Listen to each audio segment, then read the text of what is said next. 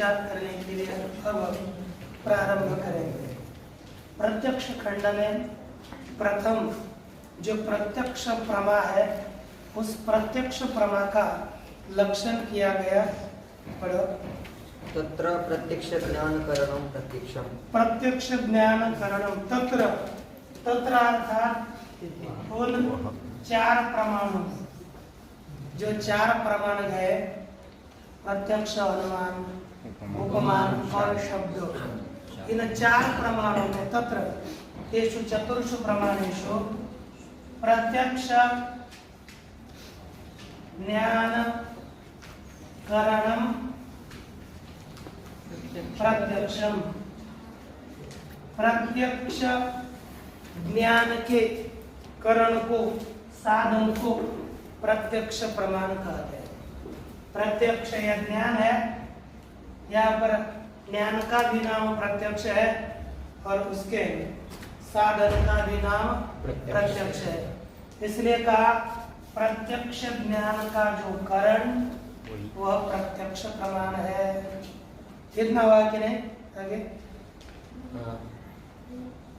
इतना ही पद करते एक बार पढ़। प्रमाण चतुष्टय मध्ये तत्र, तत्र का तत्रेति, तत्र अर्थात प्रमाण चतुष्टय मध्य, चार प्रमाणों के बीच में, तत्र का प्रत्यक्ष ज्ञान करणम प्रत्यक्षम। यदि दंडादिवारणाय ज्ञानेति, हम यदि इतना ही करते, लक्षण करणत्वम प्रत्यक्षस्य करणत्वम, जो अब करण या प्रत्यक्ष प्रमाण तो इंद्रिय तो करण है, लेकिन केवल करणत्व इतना करेंगे तो दंड भी तो घट का करण है, चक्र भी करण है ना। तो दंड में भी क्या होगी? अभिव्यक्ति होगी केवल करणत्व पद देने पर। तो इसलिए उसका वारण करने के लिए क्या पद दिया? ज्ञान। तो क्या बनेगा? ज्ञान करणत्वम। क्या लक्षण होगा? ज्ञान करणत्वम। देखिए अब ज्ञान करण दंड है क्या? ज्ञान का करण साधन, करण अर्थात साधन, केवल साधनत्वम अर्थ करणत्वम इतना करेंगे तो साधन दंड भी है। तो दंड में अतिव्याप्ति होती है, उसका वारण करने के लिए दिया ज्ञान। जो ज्ञान का करण है वही प्रत्यक्ष प्रमाण है। दाव ये दंड देखे तो दंड ज्ञान का करण नहीं है, दंड घट का करण है। इसीलिए अब घट में अतिव्याप्ति, दंड में अतिव्याप्ति नहीं होती। फिर बोले ज्ञान करण तो हम इतना ही करेंगे तो अनुमित्या दो अतिव्याप्ति होगी, है कि नहीं? है ना। अनुमान आदियों में, क्योंकि अनुमान भी तो ज्ञान का करण है, अनुमिति ज्ञान का करण है। अनुमान अनुमिति ज्ञान का करण है, उसमें अतिव्याप्ति होती है। उस अतिव्याप्ति का वारण करने के लिए प्रत्यक्ष देना पड़ा, प्रत्यक्ष। ज्ञान करण करेंगे तो अनुमान में अतिव्याप्ति, क्योंकि अनुमान अनुमिति का करण है, इसलिए अनुमान अतिव्याप्ति तद्वारणाय प्रत्यक्षेति। तो फिर क्या बन गया? प्रत्यक्ष ज्ञान करणत्वम प्रत्यक्षस्य लक्षणम। अब प्रत्यक्ष ज्ञान का करण होना चाहिए, अनुमिति ज्ञान का करण नहीं, इसलिए अब अनुमान आदियों में अतिव्याप्ति नहीं होगी। यह पूरा पदकृत्य हुआ। एक बार केवल पदकृत्य पढ़ना। तत्रेति प्रमाण चतुष्टय मध्ये दंडादिवारणाय ज्ञानेति अनुमानादिवारणाय प्रत्यक्षे। अनुमानादिवारणाय प्रत्यक्ष, ये समझ में आया? तो देखो ये प्रत्यक्ष ज्ञान का करण, उसे प्रत्यक्ष प्रमाण कहते हैं। अर्थात प्रत्यक्ष ज्ञान जनक ये है ना, प्रत्यक्ष ज्ञान का करण, करण वही जनक ही होता है, कारण ही करण होता है। अब बताओ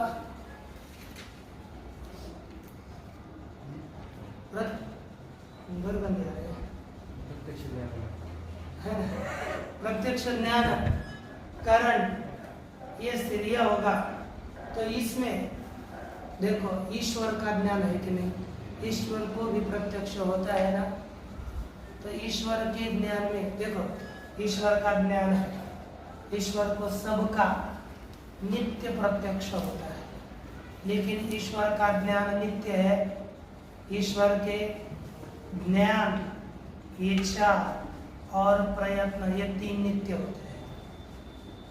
ईश्वर की इच्छा नित्य है, ईश्वर का प्रयत्न नित्य है और ईश्वर का ज्ञान भी नित्य है। तो उसका ज्ञान भी तो प्रत्यक्ष है, सब जगत उसे प्रत्यक्ष है, लेकिन ये लक्षण ईश्वर के ज्ञान में नहीं जाता है कि नहीं। तो हम पहले इसका लक्षण देखेंगे। प्रत्यक्ष ज्ञान करणम प्रत्यक्ष बाद में आएगा, वो इतना हो गया। प्रत्यक्ष ज्ञान का करण प्रत्यक्ष होता है। तो पुनः शंका होती है प्रत्यक्ष ज्ञान क्या चीज है?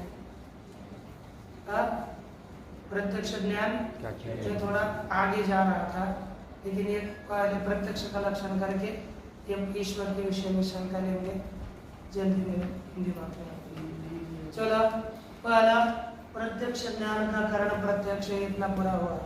अब इसके आगे प्रत्यक्ष का लक्षण करते हैं, प्रत्यक्ष प्रमा का। बोलो। इंद्रियार्थ सन्निकर्ष जन्यम ज्ञानम प्रत्यक्षम। अब देखिए यहाँ पर लक्षण किया कि इंद्रियार्थ सन्निकर्ष जन्यम ज्ञानम प्रत्यक्षम। कौन कौन क्या लक्षण हो गया? इंद्रियार्थ सन्निकर्ष जन्यम इंद्रियार्थ सन्निकर्ष जन्यम ज्ञानम प्रत्यक्ष। और प्रत्यक्ष ज्ञान का कारण प्रत्यक्ष यह कहा, लेकिन प्रत्यक्ष ज्ञान क्या चीज है? प्रत्यक्ष ज्ञान को भी तो बताना पड़ेगा। तो कहा देखो अपने को जो प्रत्यक्ष ज्ञान होता है ना, जैसे हमारे ये नेत्रादि इंद्रियां वह उसकी वृत्ति घटादि किस तक जाती है, और ये इंद्रिय का और घट का संयोग होता है ना, संयोग होता है, उसी को ही सन्निकर्ष कहते हैं। इंद्रिय इंद्रिय और अर्थ इनका सन्निकर्ष। इंद्रियार्थ सन्निकर्ष होता है, संबंध होता है, और उस संबंध के बाद ज्ञान उत्पन्न होता है, अयम घट है क्या? तो इंद्रियार्थ सन्निकर्ष से इंद्रिय और विषय के संबंध से उत्पन्न हुआ जो ज्ञान, उसे क्या कहेंगे? अब देखो मेरी त्वचा और यह फलक का संबंध यहाँ पर हुआ। तो आप बताओ ये फलक गर्म है कि ठंडा है कि न गर्म न ठंडा है, पता है आपको? नहीं।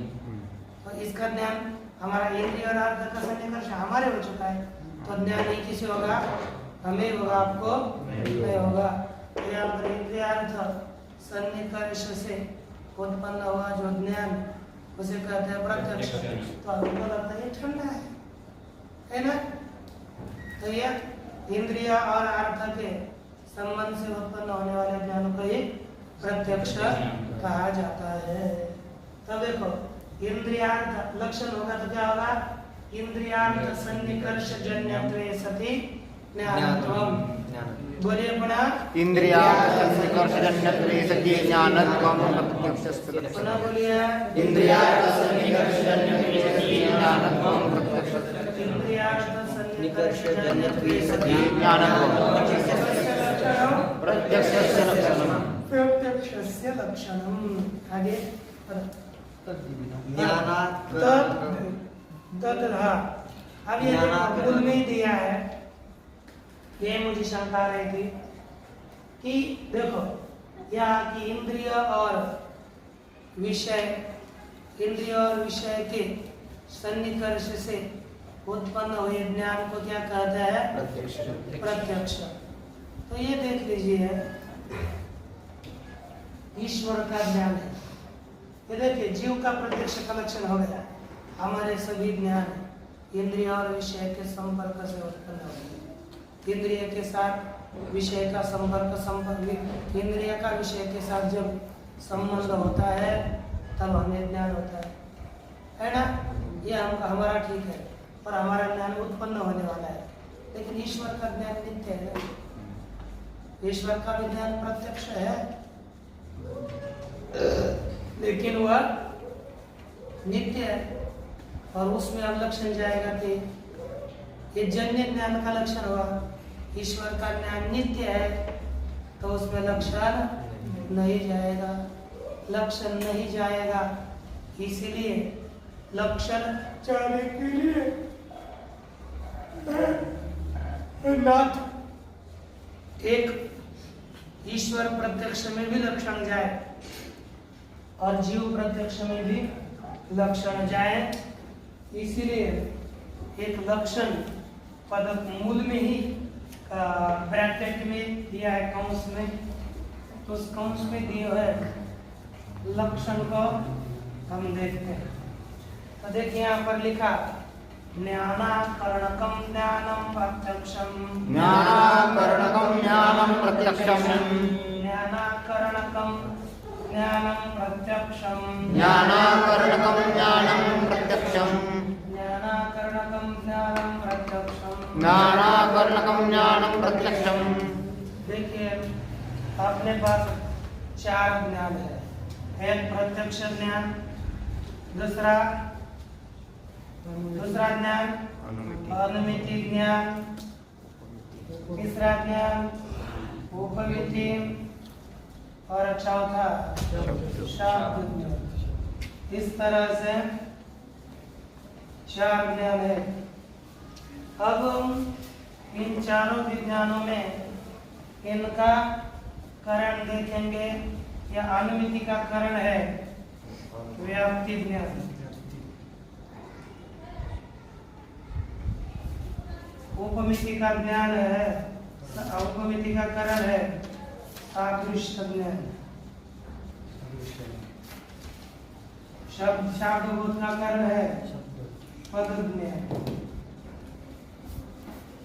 अब ये पहले तीनों विज्ञान इन और प्रत्यक्ष का कारण है इंद्रिय। तो देखो, ये सभी कौन से करण वाले हैं? देखो, ज्ञान करण वाले ज्ञान है। ज्ञान इसका भी व्याप्ति ज्ञान करण है, इसका भी सादृश्य ज्ञान ही करण है, और शब्दबोध का ही ज्ञान ही करण है। अर्थात ये उपमिति, अनुमिति, उपमिति, शब्दबोध, ये सभी ज्ञान करण वाले हैं। कैसे है? ज्ञान करण वाले, ज्ञान करणक है। ये कैसे है? ये ज्ञान करणक, अर्थात ज्ञानम करणम यस्य, ज्ञानम करणम यस्य तत् ज्ञान करणकम, है ना? ज्ञान करण है जिसका, अर्थात ज्ञान साधन है जिन ज्ञानों का, उसे कहेंगे ज्ञान करणक। अब इनमें बताओ, ज्ञान करण नहीं है ऐसा कौन सा ज्ञान है? प्रत्यक्ष। इंद्रिय करण है ना, इंद्रिय द्रव्य है, इंद्रिय ज्ञान नहीं। तो ज्ञानम अकरणम यस्य तत् ज्ञानाकरणकम। तो ज्ञानम अकरण क्या है? ज्ञानम अकरणम यस्य तत् कौन सा ज्ञान है? इंद्रिय है कि नहीं? इसका ज्ञान करण नहीं है। ज्ञान करण नहीं है जिस ज्ञान का, उसे कहता है ज्ञानाकरणक। अब देखो, हमारा जो विज्ञान होगा और ज्ञान करने वाला, प्रत्यक्ष ज्ञान करने वाला नहीं है, और ईश्वर का ज्ञान का तो कोई कारण है ही नहीं। तो ज्ञान भी करण है और कोई करण नहीं है, इसलिए ईश्वर का विज्ञान ज्ञान अकरण वाला है और हमारा विज्ञान ज्ञान प्रत्यक्ष ज्ञान ज्ञान अकरण वाला है। इसलिए यह प्रत्यक्ष का लक्षण किया ज्ञानाकरणकम ज्ञानम प्रत्यक्षम। जिस ज्ञान का ज्ञान साधन नहीं वही ज्ञान प्रत्यक्ष है। हमारे प्रत्यक्ष ज्ञान का ज्ञान साधन नहीं है, कोई ना कोई है लेकिन ज्ञान साधन नहीं है, ये सिद्ध हो गया कि नहीं?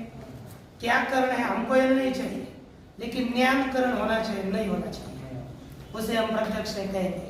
वो उत्पन्न होना होता हो अथवा न होता हो, लेकिन ईश्वर का ज्ञान भी ईश्वर का ज्ञान उत्पन्न नहीं होता और उसका कोई करण भी ज्ञान करण भी नहीं, इसलिए ज्ञानाकरण का ज्ञान ईश्वर का हुआ। ईश्वर में भी ये लक्षण जाता है, इसलिए कोई दोष नहीं। ये तो अवस्था है। अब ये इसके ये अपने आप तो भी जाता है, कुछ बोलता है, कोई बढ़ता है, कोई बोलता है। अब ये ज्ञानाकरण का ज्ञान प्रत्यक्ष हुआ, इसमें अब ये ज्ञान दो प्रकार के हैं। इतना समझ में आया ना? इतना लक्षण करेंगे तो केवल जीव के ज्ञान में जाता था लक्षण, और ऊपर का लक्षण करेंगे तो जीव के भी जाता है और ईश्वर के भी ज्ञान में लक्षण जाता है। इसलिए यह लक्षण किया ज्ञानाकरणकम ज्ञानम प्रत्यक्षम तत् द्विविधम। वह ज्ञान दो प्रकार का है। कितने प्रकार का है? दो प्रकार का। कौन कौन सा? निर्विकल्पक और सविकल्पक, है ना? एक ज्ञान निर्विकल्पक सविकल्पक भेद से दो प्रकार का है ना? सविकल्पक ज्ञान और निर्विकल्पक ज्ञान आदि फर्क।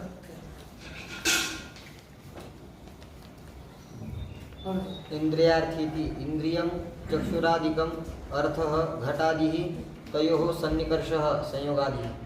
अब देखो, इंद्रियार्थ सन्निकर्ष जन्यम ज्ञानम प्रत्यक्ष किया कि नहीं? तो यहाँ पर पहले इंद्रियम चक्षुरादि चक्षु इत्यादि अर्थ घट इत्यादि है कि नहीं? इंद्रिय चक्षु इत्यादि अर्थ घट इत्यादि इनका सन्निकर्ष अर्थात संयोग इत्यादि सन्निकर्ष भी 6 है ना, संयोग इत्यादि 6 संबंध है। तो इंद्रिय और विषय इनका जो सन्निकर्ष संयोग उससे उत्पन्न हुआ ज्ञान उसे क्या कहते हैं?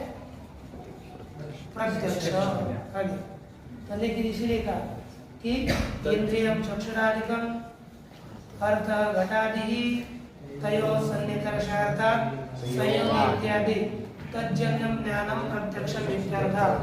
उस संयोग से उत्पन्न हुए ज्ञान को क्या कहते हैं? प्रत्यक्ष। सन्निकर्ष ध्वंस वारणाय ज्ञानमिति। अब ये देखो, इतना हमने लिखा, ज्ञान पद नहीं दिया, क्या दिया? इंद्रियार्थ सन्निकर्ष जन्यम। ये देखो, ये सन्निकर्ष एक न एक ढक्कन और ये लेखनी है, इन दोनों का संयोग हो गया। ये संयोग हुआ, लेकिन इसका नाश कब होगा? संयोग होगा तभी ना। संयोग जिसका होता है तो उसी का नाश होगा, संयोग का नाश होगा। तो इन संयोग का नाश का कारण कौन हो गया? संयोग। हाँ, घट के नाश का कारण कौन हो गया? घट।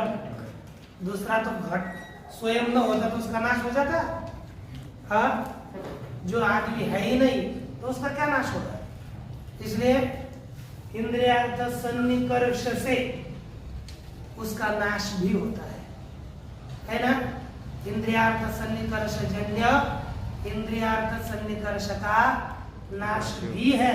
तो केवल इंद्रियार्थ सन्निकर्ष जन्यम इतना ही लक्षण करेंगे तो सन्निकर्ष ध्वंस अर्थात सन्निकर्ष का नाश इसमें अतिव्याप्ति होगी। उसका वारण करने के लिए क्या पद देना पड़ा? ज्ञान। इंद्रियार्थ सन्निकर्ष से उत्पन्न ज्ञान वो प्रत्यक्ष है, नाश प्रत्यक्ष नहीं। अनुमित्यादि वारणाय ध्यान में आया? इंद्रियार्थ सन्निकर्षेति। हाँ? नहीं आया? क्यों नहीं आया?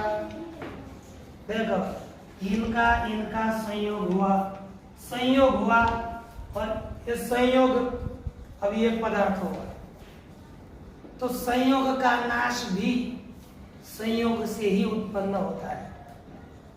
आपका नाश कब होगा? आप हो गए तो जब आप उत्पन्न हुए हैं तब। जैसे वंध्या पुत्र है, वंध्या पुत्र का नाश कौन कर सकता है? जब उसको पुत्र हो तो वो लगेगी क्या है ना? वंध्या पुत्र है, वंध्या पुत्र का नाश होता है क्या? नहीं। जो पदार्थ है उसी का नाश होता है। जैसे घट के नाश का कारण कौन है? घट भी है। अन्य जो मारेगा वो तो होगा ही होगा, लेकिन घट है। स्वनाशम प्रति स्वम कारण, आपके अपने नाश के आप आपने घात कर बोलते हैं ना, है ना? कि होता है कि नहीं? शत्रु झाला में डालेगा क्या प्रकार है? इसलिए स्वयं का नाशक होता है। तो ये संयोग भी, इंद्रियार्थ संयोग भी उस संयोग का नाशक है। तो इंद्रियार्थ संयोग का नाश होता है ना, उसका कारण कौन हो गया? हाँ? देखिए, इंद्रियार्थ संयोग, संयोगार्थ सन्निकर्ष, इसका नाश का कारण क्या है? हाँ? इंद्रियार्थ संयोग। देखो, इंद्रियार्थ संयोग का नाश, इस इंद्रियार्थ संयोग के नाश का कारण कौन हो गया? इंद्रियार्थ संयोग। अर्थात इंद्रियार्थ संयोग का नाश किससे जन्य है? इंद्रियार्थ संयोग जन्य। इंद्रियार्थ संयोग का नाश इंद्रियार्थ संयोग जन्य है कि नहीं? किससे जन्य है बोलो? इंद्रियार्थ संनिकर्ष जन्य से। कौन किससे जन्य है? इंद्रियार्थ संयोग नाश इंद्रियार्थ संयोग जन्य से है। इंद्रियार्थ संयोग का नाश इंद्रियार्थ संयोग जन्य से। तो हम इतना ही करते हैं, इंद्रियार्थ संयोग सन्निकर्ष संयोग, इंद्रियार्थ संयोग जन्य, यही प्रत्यक्ष है। इतना लक्षण करेंगे तो इंद्रियार्थ संयोग जन्य कौन है? इंद्रियार्थ संयोग नाश है, तो इसमें लक्षण जाता है। उसका वारण करने के लिए क्या पद दिया? ज्ञान। इंद्रियार्थ संयोग जन्य नाश नहीं लेना, ज्ञान लेना है। तब ज्ञान में नाश में अतिव्याप्ति नहीं होगी। इंद्रियार्थ संयोग ध्वंस से, ध्वंस अर्थात नाश, इंद्रियार्थ संयोग सन्निकर्ष ध्वंस से अतिव्याप्ति वारणाय ज्ञानेति। अनुमित्यादि वारणाय इंद्रियार्थ सन्निकर्षेति। बस हम क्या करेंगे? केवल ज्ञान ही पद देंगे। अब ज्ञान पद देंगे, इंद्रियार्थ सन्निकर्ष जन्यम ज्ञानम देंगे। क्या देंगे? केवल जन्यम ज्ञान। क्या करेंगे? जन्यम ज्ञानम। तो जन्यम ज्ञानम इतना लक्षण करेंगे तो अनुमिति ही उत्पन्न होती है, और विज्ञान है। उपमिति भी उत्पन्न होती है और वो भी उसमें अतिव्याप्ति होगी। कितना लक्षण करने पर? जन्यम ज्ञानम। जन्यम ज्ञानम, जन्यम ज्ञानम इतना लक्षण करेंगे तो अनुमिति उपमिति शब्द बोध में अतिव्याप्ति होगी। उसका वारण करने के लिए क्या पद देना पड़ेगा? इंद्रियार्थ सन्निकर्ष जन्य। जन्य हो, लेकिन इंद्रिय और विषय के संयोग से जन्य हो। ऐसा कैसा भी जन्य नहीं होना चाहिए। जो इंद्रियार्थ सन्निकर्ष जन्य ज्ञान है वही प्रत्यक्ष है, अन्य प्रत्यक्ष नहीं। हुआ? ननु चलाना, तो ननु से तब